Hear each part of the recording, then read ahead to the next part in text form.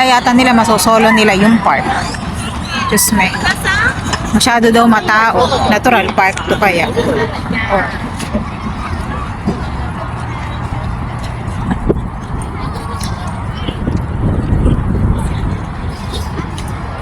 Pero maluwang na park siya. Ayun yung alaga akong dalawang makulit. Nagbabike-bikan silang dalawa. Maya-maya lang nag-aaway na rin yun. Parang mga aso't pusa.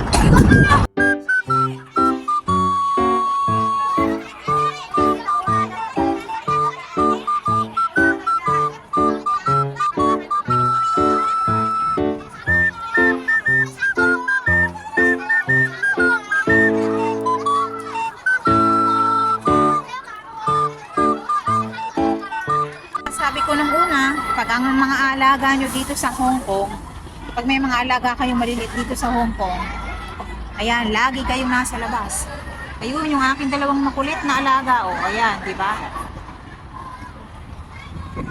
Yan, ganyan, pag may alaga ka. So, ayun, mga 2 oras siguro kami dito. Pero, sulit naman, maganda naman yung lugar. Ayan yung aking dalawang alaga. Ayun, yun. Walang lubay, saka tatakbo. Malawang kasi yung park na to, kaya maganda nga ang pagdalhan ng mga bata.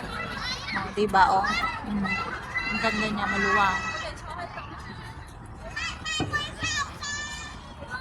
Tapos, ang ganda pa nung mga tawag rito, yung mga palaruan nila.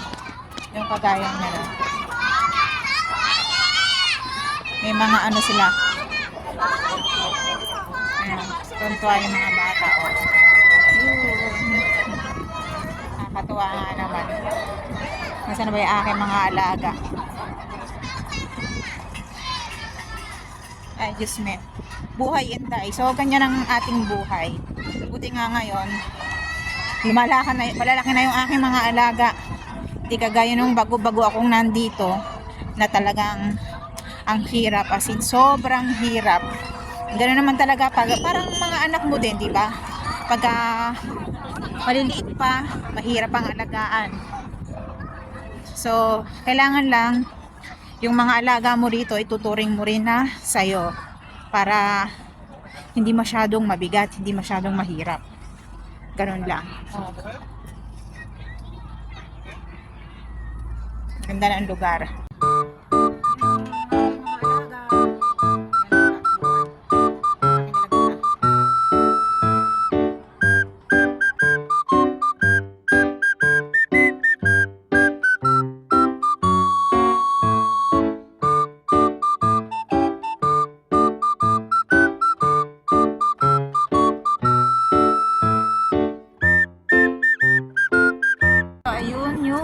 Dating airport, yung Kai Tak Cruise Terminal na siya ngayon. Dati, yan daw dati yung airport.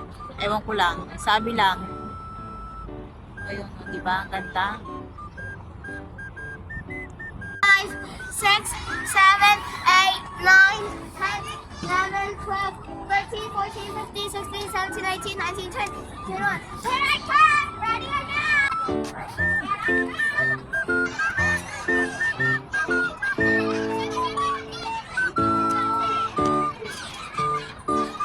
You have to tag me. Okay. Here I come. I'll tag you now.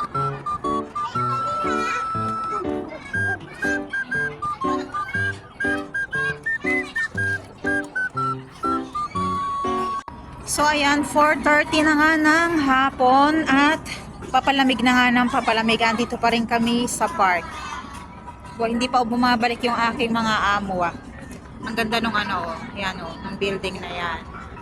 May ano siya, may pinakabutas sa gitna. Sabi, lagusan daw ng hangin. Para mas malaki siya sa hangin. O, diba? Ayun. Ayun yung Kai Tak Cruise Terminal na dating araw na airport. Ngayon, ginawa nila siyang cruise terminal. Ayan. Dati, kumakain kami dyan ng aking mga amo.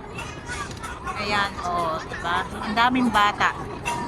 So, ang luwang kasi nung area. Kaya, masarap maglaro dito.